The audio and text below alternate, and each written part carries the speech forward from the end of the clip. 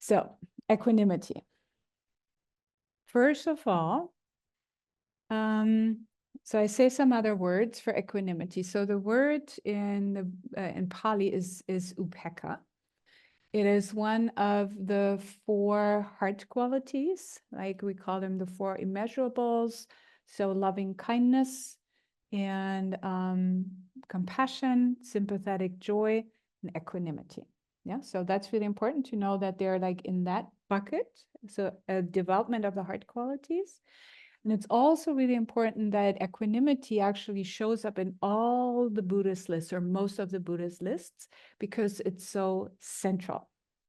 And what it is, so now I said in the beginning, I would argue that you all want that. I want it. And what it is really, so think about it. I mean, it's easy to be equanimous when things are going well, right? When life is good, yeah. And even there, we sometimes have a hard time with equanimity, right? Think I should be happy now, so it's just I'm not.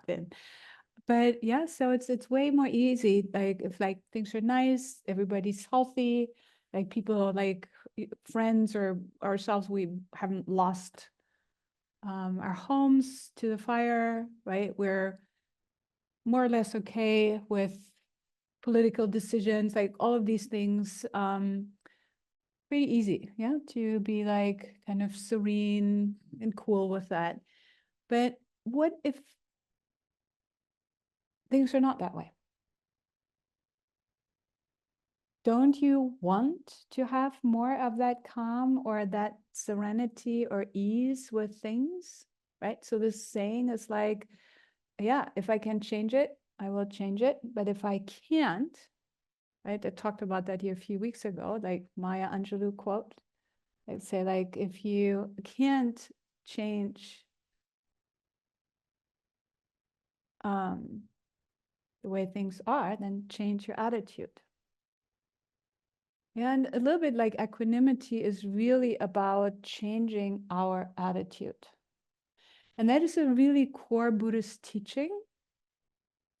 Because the Buddha said it's actually, and we see that in psychology, like Buddha was an amazing psychologist, I think, amazing therapist. He said, it's not the experience itself, but how we're relating to it. And I think we all know that, yeah? Because we can have a very different response to the same experience. Yeah, and we all know this. So like same thing, like, I don't know, like you get sick or a loved one is sick. Let's just stay with that example. Yeah. So sometimes it's not, I mean, of course you would love to change it, but you can't, but you have more space, you have more ease around that. And at other times you're desperate and you hate it and you're so frustrated.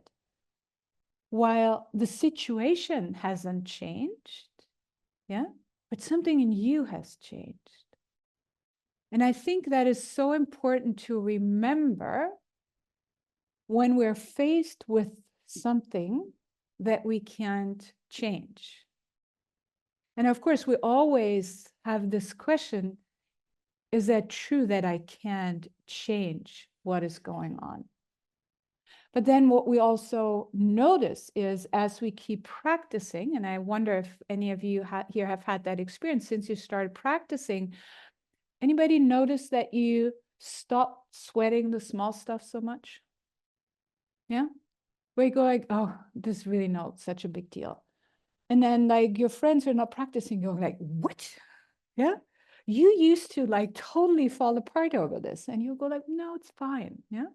So that's a really important sign of progress in practice, especially when you start getting those remarks from people who know you well. Because sometimes we don't see it because the change is often so incremental. Yeah, so when somebody else says it, then it's like, oh, we need to pay attention to that. So equanimity is really, so I'll say a few words, and then I actually want to talk really about what we often confuse it with, and what shows up a lot these days So let's just start with the, sorry,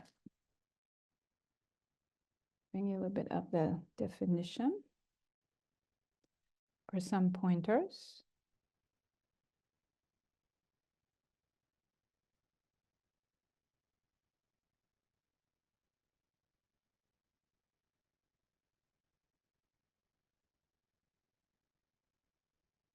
So equanimity is a mind space of impartiality.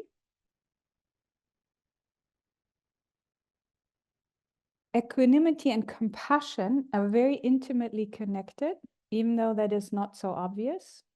Yeah, we can talk more about that. Yeah. It is non-reactive. It's easefulness of mind and open to seeing the whole of different situation and experiences. And here's a quote that I like from Rilke, and it's something that I found that actually in a talk from Joseph Goldstein about equanimity, but I love the Rilke quote. And he actually talks about interpersonal relationships, because we want equanimity in those too, or especially in those, right? So, and Rilke said, so once the realization is accepted that even between the closest people, infinite distances exist, a marvelous living side by side can grow up for them if they succeed in loving the expanse between them. Yeah, a marvelous living side by side can grow up for them if they succeed in loving the expanse between them, which gives them the possibility of always seeing each other as a whole and before an immense sky. Isn't that beautiful? Right? And I don't know if we have any couple therapists in here from, yeah. It's like really this, I recently read a podcast with a couple who do couples therapy, and their point was, it's just like you have to realize that your partner is its own different universe. And if you start to accept that, a lot of the stress will go away. Don't imagine that your partner sees the world the way you do. They don't. Yeah. We wish they would, but they don't. So equanimity is like that space that can see more than just a slice. Yeah.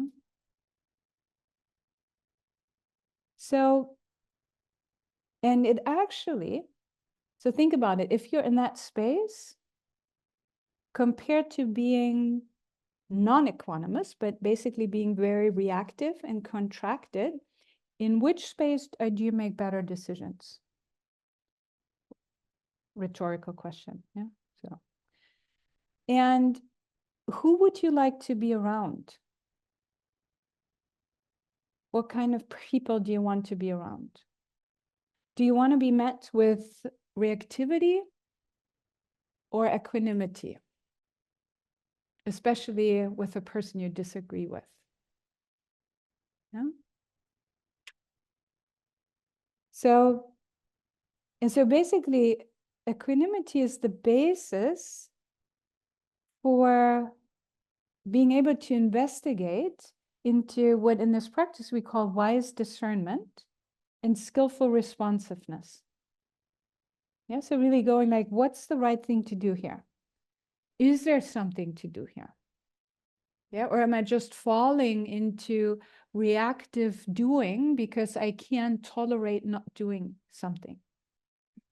Yeah, I just need to do, I need to stay busy because if I don't, then I have to actually be with what is here.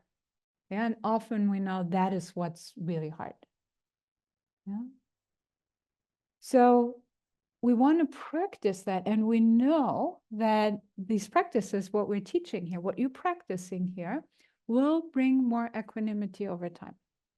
And again, for those of you who have been around here for a bit, you know that, right? You have changed. If you hadn't changed, you wouldn't keep coming back, right? If this wasn't worth your time, you wouldn't come back. So there's something, yeah? So, but the core piece, what I want to really talk more about today is, and sometimes when we're talking about equanimity, like we're like this, like just gets like a short mentioning, and then we're moving on back on how amazing equanimity is, which it is.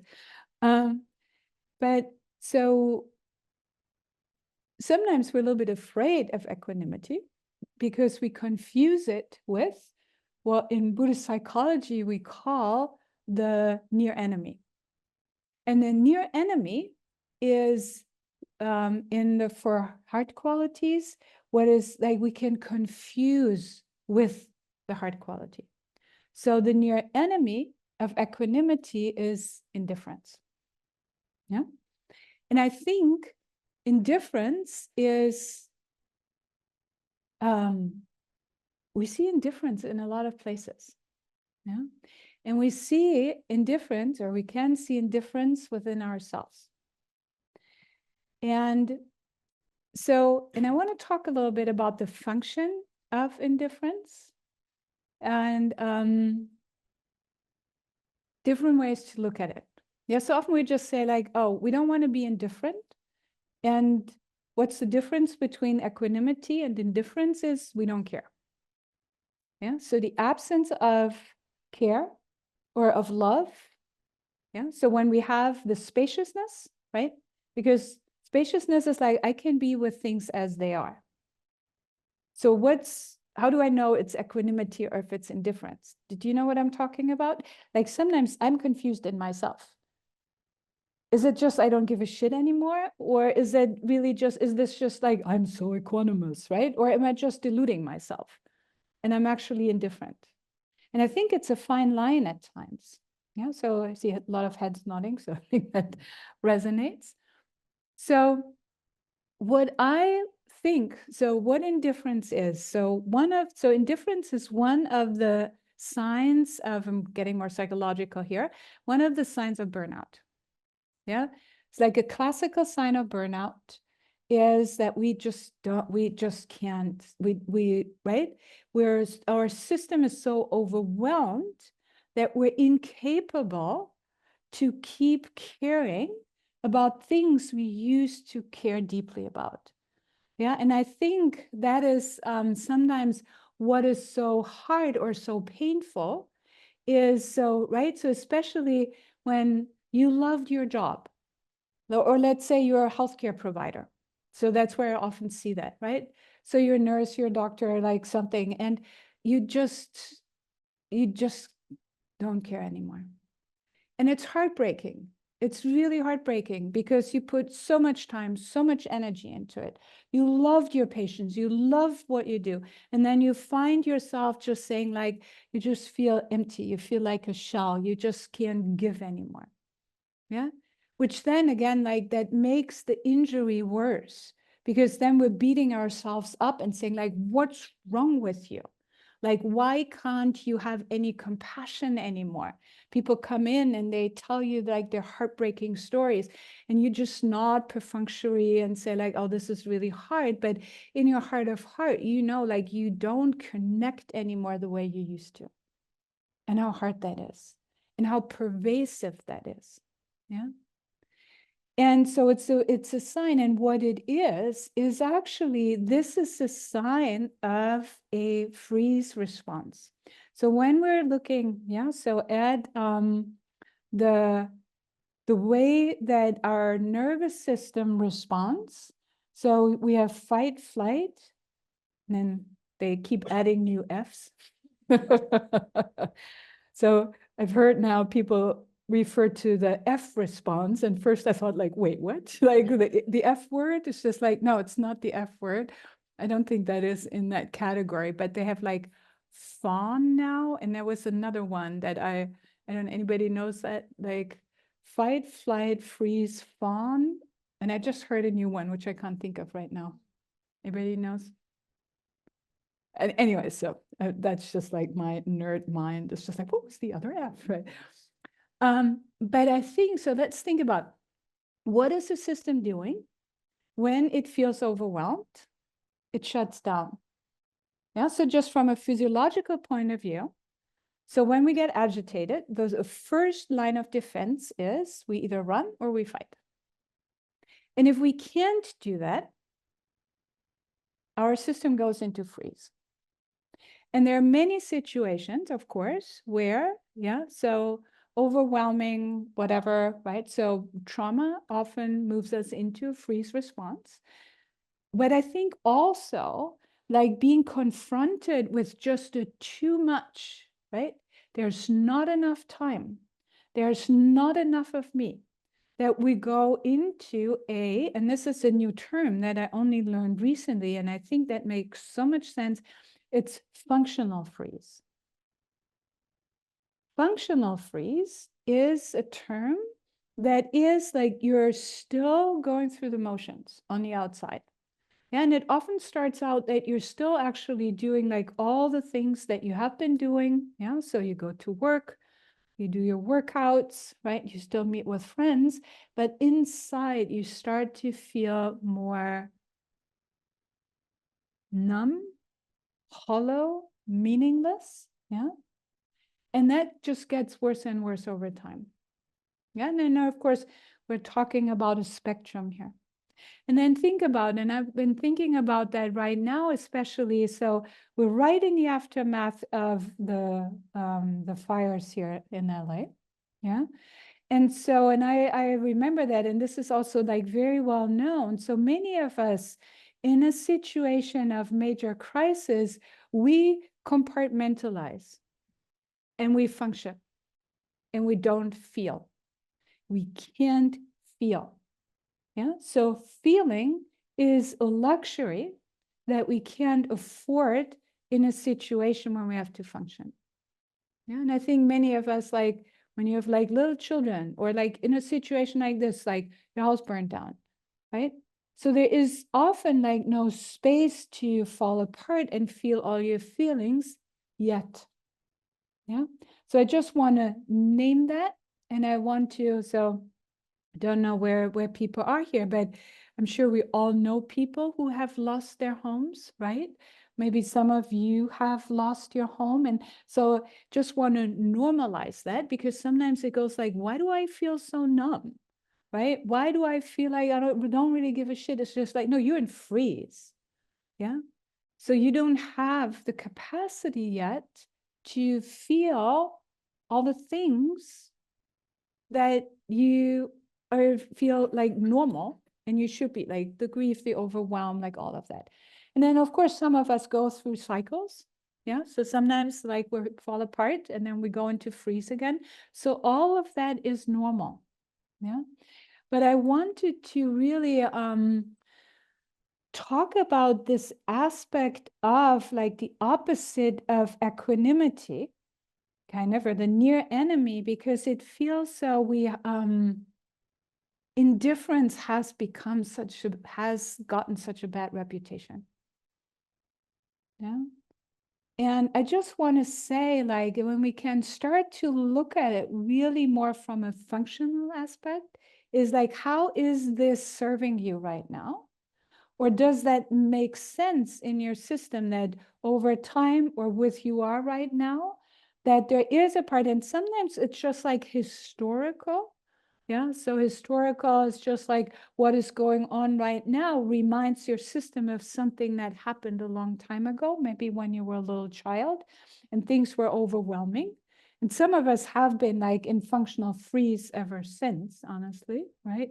And it's part of our path to unfreeze.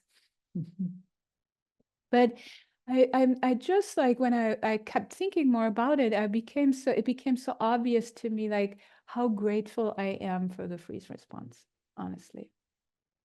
Yeah. That definitely, as somebody who knows functional freeze, just like, thank you. I was able to keep functioning. Yeah. To the point where I also want to say this is like, I also have parts that are at times really envious of people who fall apart. Because it always felt to my system, I don't have the luxury to do that. Yeah. And this is not an objective statement, or doesn't say anything about like falling apart. It is just a perspective, again, of my system, yeah, who always had to function, who always had to just shove, right? The feelings, the overwhelms, all of that, shove that somewhere. Yeah. And I'm sharing that because I know some of you are also function that way. Yeah, of course, not all, but again, like it's the whole spectrum, the whole bandwidth. Yeah. And in this really, it's again, I think our practice is so much about becoming aware what is actually happening. Yeah, so again, it's like this core function of mindfulness is to be curious and to turn towards instead of turning away and pushing away. It's like, what is actually here? What is actually happening? Because only when I know that, then I can do something about it. And doing something about it, for me, the first step is just saying like, oh, now I understand. And yes, that makes sense. Yeah. And for me, it is often what takes it out is the blame of like, I should be different. I shouldn't be feeling this, or I should be feeling that, or I mean, whatever that is.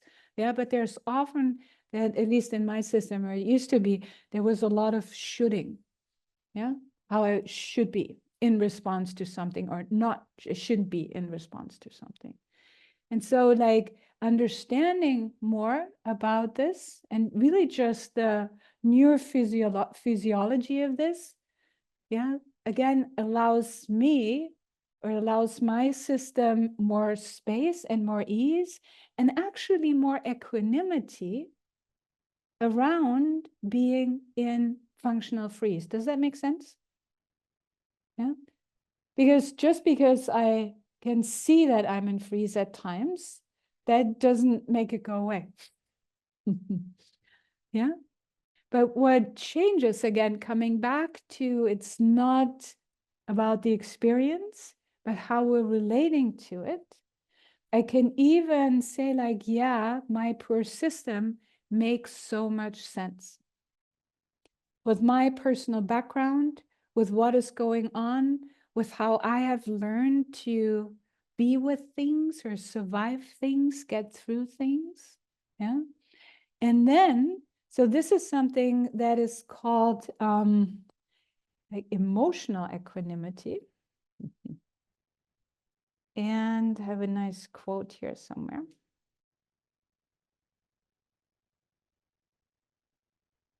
Where's that?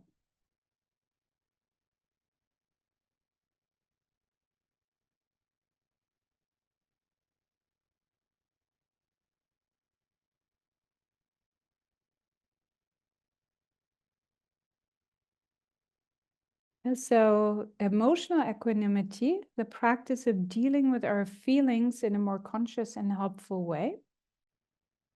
Yeah, so ultimately it's about ensuring that our reaction to what is happening doesn't throw us off track or cause us to shut down, or when that happens. Yeah, so often it is really this process of like, oh, I noticed that, and now I can get out of it quicker. Yeah, which we also know is like a very well-known and well-studied effect of mindfulness practice. Yeah, so instead of like being stuck in a reaction for a really long time, we can get stuck in a reaction and then it moves out of our system more quickly. And another psychotherapist, Marjorie Schumann, she actually was a practitioner here for many years. She wrote in an article, emotional equanimity is much more than the ability to be calm in the here and now, It is about the ability to open up to our emotional experience, even the absence of an emotional experience. So numbness in that way is an emotional experience. What does numbness feel like? What does deadness feel like? Yeah? So open up to your emotional experience and accept it. So the inner decision to consciously face even painful emotions. Yeah, so this is the ability to recognize and understand more, and then be with them in a way that makes sense. Yeah, and for most of us, this is a lifelong practice. But over time, yeah, we better understand like the different layers of emotionality. Yeah, so for example, so we're not just thinking, oh, you did this, you said this, and this is why I'm upset. It's just like, no, when you say something like this reminds me of when I, right? Different layer. And then there's more compassion and not just like, oh, this is all your fault, but it's like, oh, I'm also bringing my lens to it. Yeah. Which doesn't mean you can keep doing this, but that's a different conversation. Yeah.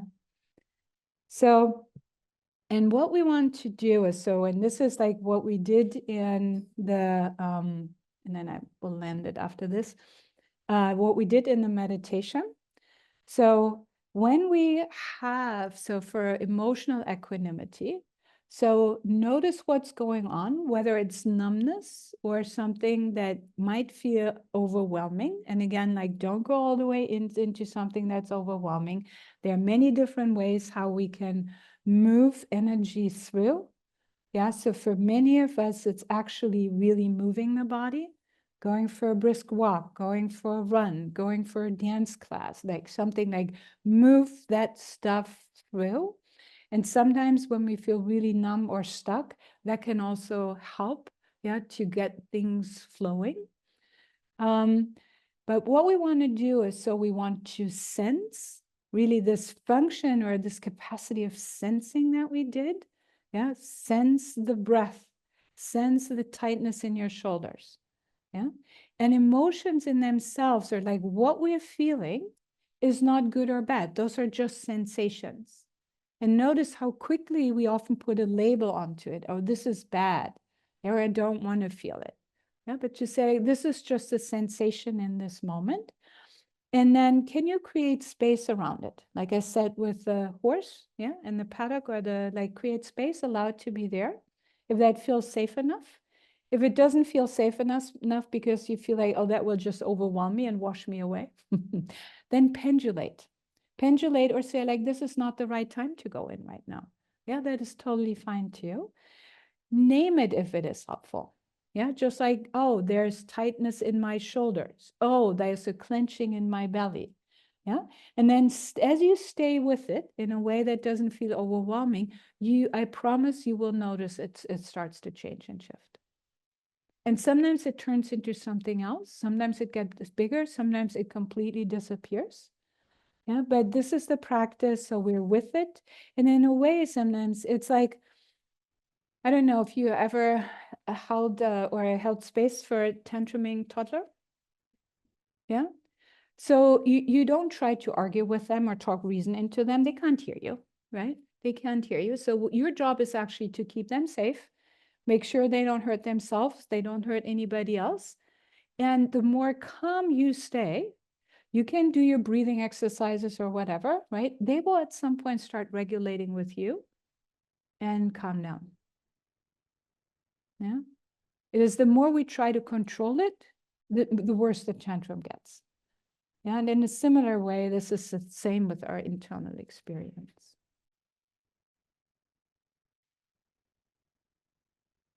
All right. Let's see. So we have let's just see if we have a few questions, and I have a poem to end. So any questions or comments? Yes, Lisa, you get a mic. Just Joe's coming. And start with your name for the whole group. Hi, I'm Lisa. I just wanted to share, I didn't realize this was what it was, but an equanimity practice, I guess.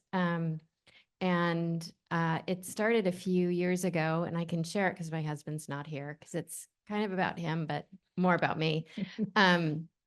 Is that he, you're not supposed to say always and never about your spouse, but he really never does clean out the sink very well.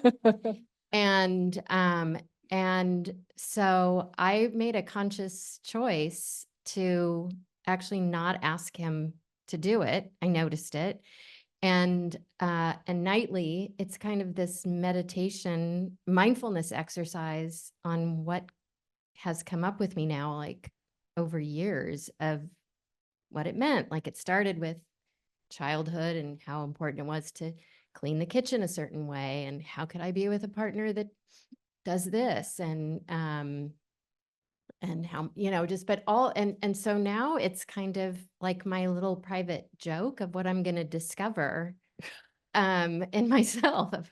And even when I notice that it doesn't bother me. So, I mean, Yeah. it's just exactly like what you're Yeah, saying of like, yeah. that has totally changed. And even like, should I be asking him to change? And what does it say that I'm not? Am I, Yeah. but just Yeah. all of it. Oh, And I love that. Yeah, thank you. And I'm sure like a dirty sink means something completely different to him than to you. yeah, I don't think he sees it, actually. Yeah, no, but then like, why would he clean it, right? Right, So again, like, no, right. this is again what we're talking about, perception. Yeah, it is like, I see it differently than you. And then how do we And compromise? I hate the way he sees it. Of course, right? How can he not, right? So But I like, can clean it, but I can't, I'm a grown-up now, so I yeah, can all clean right, yeah, the sink the way awesome. I want it. Thank But you. anyway, Thank you. thanks. Thank you. Yeah. Thank you. I have a question about equanimity, because I noticed something when you were kind of describing the process of kind of getting to a state of equanimity, and I realized that I had always, or at least the way that I've come to understand equanimity and the way that I feel like it's been taught in different settings, is it's like a state or like a mind space. It's something that you kind of arrive to, as in like, there's some sort of traumatic experience, you either do a functional freeze, or you grieve for a bit, or you're angry for a little bit, or there's something that is not equanimous at first that either has to be metabolized or wrestled with timeline, depending on the timeline, and then eventually equanimity can be achieved. But I have a question about, like, is there any, I can't imagine what it is supposed to be like, if it's even the goal, to be able to be really equanimous or have equanimity with something in real time. Because I feel like even imagining that feels wrong in some situations. Yeah, yeah. It's like, no, like, I don't want to give up the several days of grief of XYZ, or I Yeah. don't want to give up Yeah. the freeze, Yeah. because that just feels correct. But I don't know if that's just my conditioning or what. So I guess the question is like, I think that the goal, right, from what the Buddha was teaching is to just be equanimous, like in it, when you're in it. Yeah. And I just can't imagine Yeah, that. I can't either, honestly. Yeah. Yeah, and yeah, so that is something I also still grapple with. And is that really possible? Like for somebody, I can imagine that more when you live really like secluded. But I'm thinking like even in like monasteries, people have really deep relationships. And if something happens, like somebody gets ill or somebody dies, of course they will grieve. Yeah. And that is actually natural response to something. And Trudy actually kept telling this story. I don't know if some of you remember, where there's a Zen master, and I have to actually, I thought about that story recently, and I have to ask her again about the source, where his granddaughter died, and he was just sitting in front of his students and sobbing and sobbing and sobbing, and they were just like, you're the master. Like, why are you falling apart in this way? And he said, because my granddaughter died. Right. And then that always stuck with me. It's just like, oh, that's what you're saying. That's the appropriate response. Right. And so that pain of living a human life is not taken away. And yet, at the same time, what I'm thinking, and that is something, what it really is more about is like, and can there be at the same time a bigger container? The bigger container, like, because what we're practicing with is we practice with dukkha. Yeah, so we have to find a way to be with pain and just all that is happening, right? We have to learn that everything is impermanent. Yeah. And what a deep, deep practice that is. Yeah. But it's actually, and I'm looking at time, but it's another thing that was like further down in my talk, right? So another story, Ajahn Chah, the Thai meditation master, he tells the story of the broken cup. Have you heard that? So he tells the story, or like he holds up a beautiful cup, and he says, to me, this cup is already broken. I love the way it holds my tea. I love the way it looks. Yeah, I really love, this is my favorite cup, and I use it every day. But when I accidentally like push it off a shelf with my elbow, or the window flies open and it falls down and breaks, I go like, of course, right? That was always in there.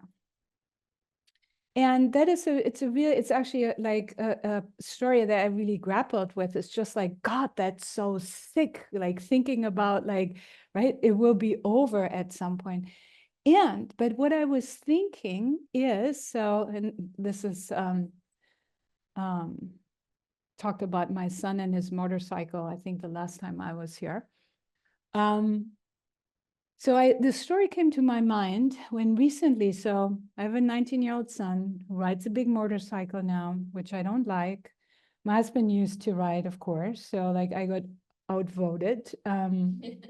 So he rides his motorcycle. I'm scared shitless.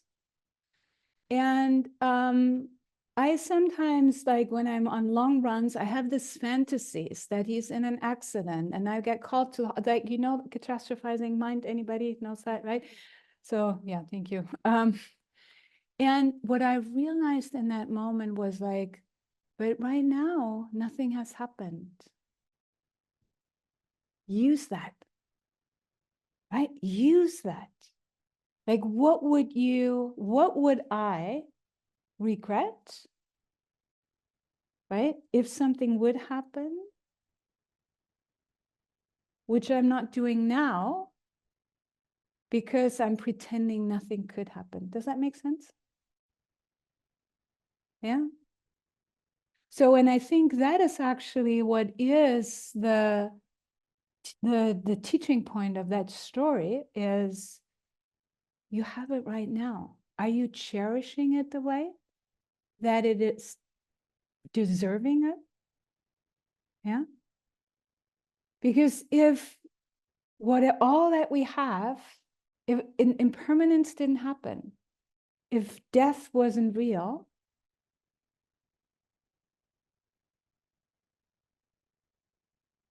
right? We cherish, yeah? We appreciate so much more if we keep that in mind. And so for me, it is really a deep teaching, and it is not morbid at all. It's just like, wake up, right? That's what the Buddha taught. Yeah. It's not like, oh, we're all gonna die, right? But it's like, remember that. And if you keep that in your mind, it's just like as a remembrance, right now, your life, right now, you're here. Use that. Use that with the people who are here. Because we don't know what's gonna happen. Yeah. Because we will lose things. Fires will happen. Things will happen. People get sick, right? So people who lost their homes, I'm sure a lot of people think, oh, I wish I had cherished that house more. I took that so for granted. Yeah. I never walked through that house in a way it's like I might lose that tomorrow. Like, how would I be in that house if I knew it would be gone? Yeah, so I think that is really the invitation. And so, like, coming back to your question, Michelle, it's like, yeah, absolutely. I mean, it's just like, yes, yeah, because we have a nervous system that works in a particular way. Yeah, so we have that response, but also at the same time, I think this is like how the practice kind of protects us. We're not so shocked, right? We say, like, yeah, yes, I know that was coming at some point. Yeah. And that I think that helps to balance things a bit. Yeah. And this is how we can go deeper into our practice so we can grieve fully and go into freeze and come back out and just say, like, yeah, here it is, and not take it so personally, because we say, no, this, right? This is what a feeling human heart and body needs to go through in a situation like that. Is that helpful? Yeah. Sorry, that was a long answer, but that's been on my mind. Yeah.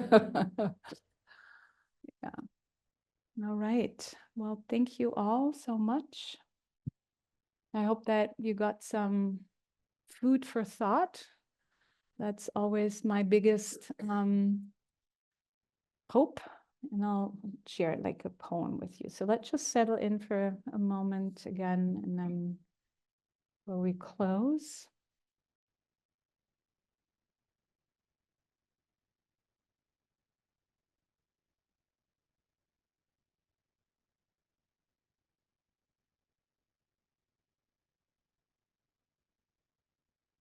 That's actually quite perfect for this. This is from Rosemary Watola Troma, and it's called Translation. Beyond words is the language of leaf with its speckle and rustle and moldering scent, is the language of sunlight, which even now burns its praise into my wrinkling skin, is the language of cloud with its unraveling syntax that dissolves into unconjunctible, I can't pronounce that, sky. Sometimes I can decipher the secret tongue that whispers its song into everything. You're here, then you're gone, but you're never really gone. See, it's all here. It's all here.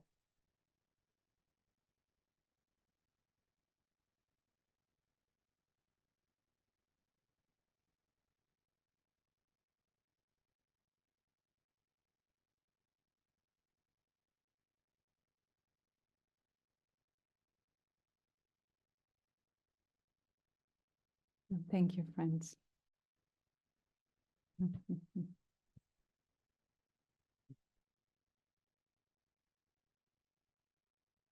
Alexis, do we need to do anything? Thank you, everyone online. So happy you're here. Good night, everyone. We could put the chairs by Christian.